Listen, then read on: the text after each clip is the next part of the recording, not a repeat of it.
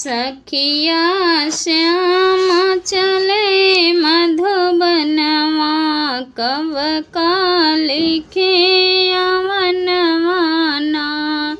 सखिया श्याम चले मधुबनवा, कब का लिखे अवनवाना।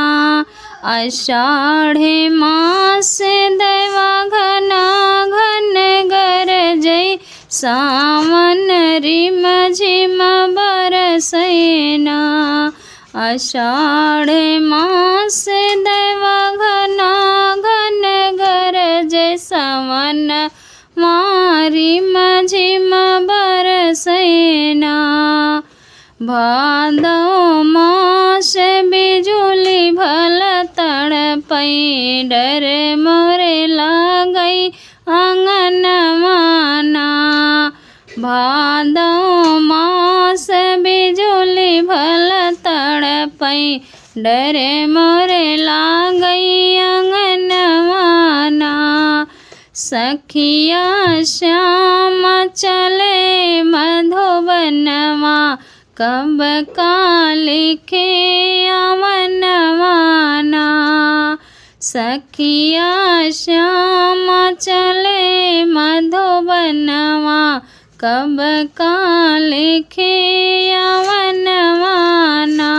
कुआर मास बरखा के वरवा, कार्तिक दियाल शनवाना।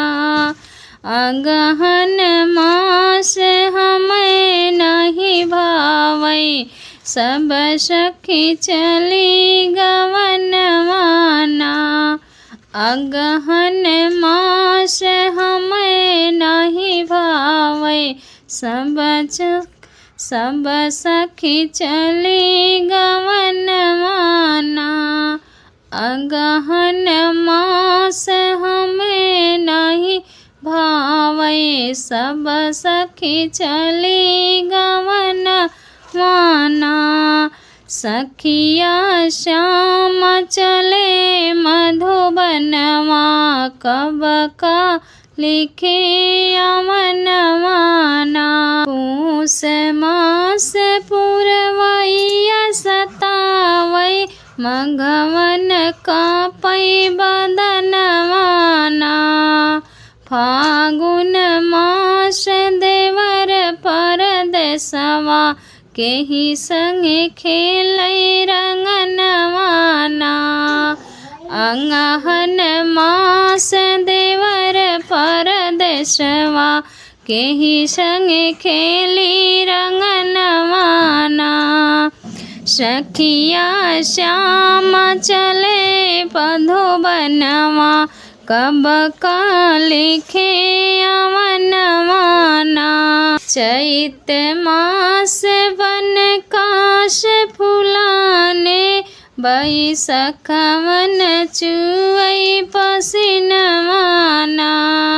जेठवा बीतल जाय बरमसिया, पिया जी के भैले सपनवाना। पिया जी भैले सपनवाना। सखिया श्याम चले मधुबनवा, कब का लिखे